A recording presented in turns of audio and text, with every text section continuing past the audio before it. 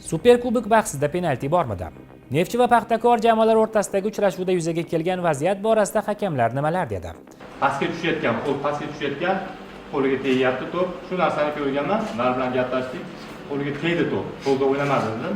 Himoyachi o'zini naparnigiga qo'l sutyapti, qopda o'ynaganda qo'lini tushiryotganda qopda kelib tegyapti.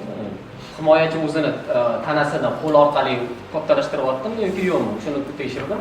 Boshida ko'payib ketmasinmi shunaqa qilib, keyin badan ko'tarishni, manda o'ynashni. Paxtakor shikoyat qilgan edi.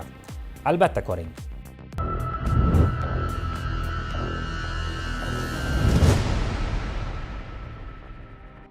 O'zbekiston futbol assotsiatsiyasi hamda O'zbekiston futbol hakamlari markazi tomonidan ommaviy axborot vositalari vakillari, futbol sharhlovchilari, jurnalistlar va blogerlar uchun maxsus seminar tashkil etildi. Uning doirasida Superkubok uchrashuvida yuzaga kelgan bahsli vaziyat tahlil qilindi. E'tiboringizga ushbu voqea yuzasidan bildirilgan fikrlarni havola etamiz.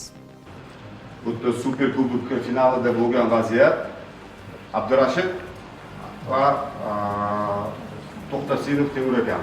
Udar bo'layotgan joyida ana o'yinchi menga qanday ko'ringan to'g'risida turganman. Qo'l menga shu ko'ringan joyda shu bitta o'ynamagan, tomondan qarang. Pastga tushayotgan, qo'l pastga tushayotgan, qo'liga tegyapti to'p. Shu narsani ko'rganman, ular bilan gaplashdik.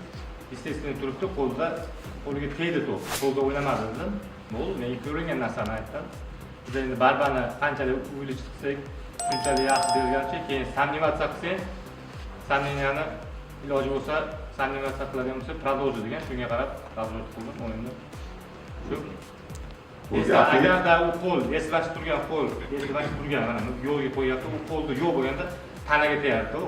U bu yoqdan bo'lganda bu tomondan udar bo'lib, bu tomonga qo'yganda men boshqacha fikr o'zgartirishim mumkin. Abdurashid, sen var bo'lib ishlading? Bu yerda ko'p ko'rgan bo'lsanglar, himoyachi o'zini naparnigiga qo'l sutyapti, qopda o'ynaganda qo'lini tushiryotganda qopda kelib tegyapti. Karanti mana qisqa masofadan berilgan zarbadan keyin qopda qo'liga tegyapti. Men bu tekshirayotganimda birinchi shu 10 ofsaydni kameradan tekshirdim, ya'ni ichkaridan, tashqaridan birinchi shuni ko'rib oldim. Ko'rib olmasa shu liniyani ustida bo'lyapti, ya'ni jarima maydonchasining ichida. Ehtimoliy penalti. Keyin men ko'rib olman.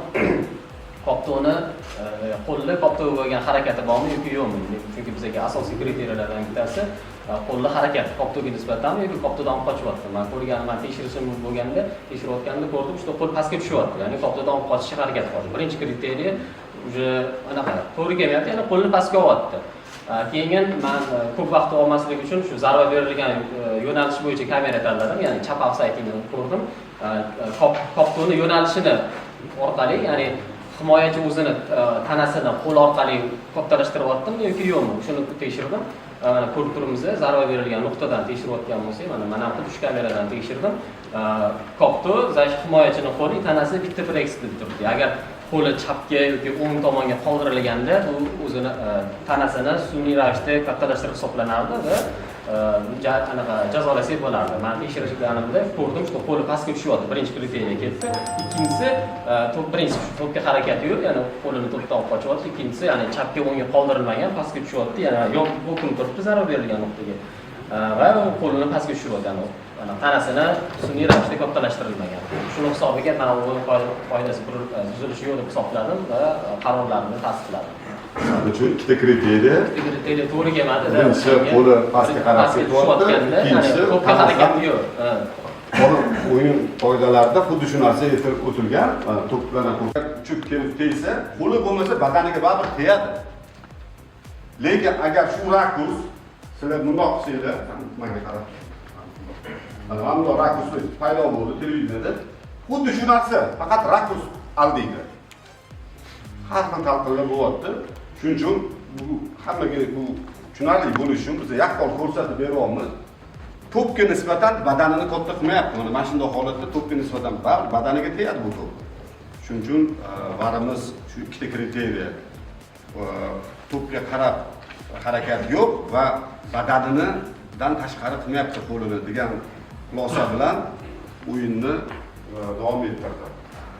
Xo'jandagi endi bu vaziyatda badan kattalashtiryapti.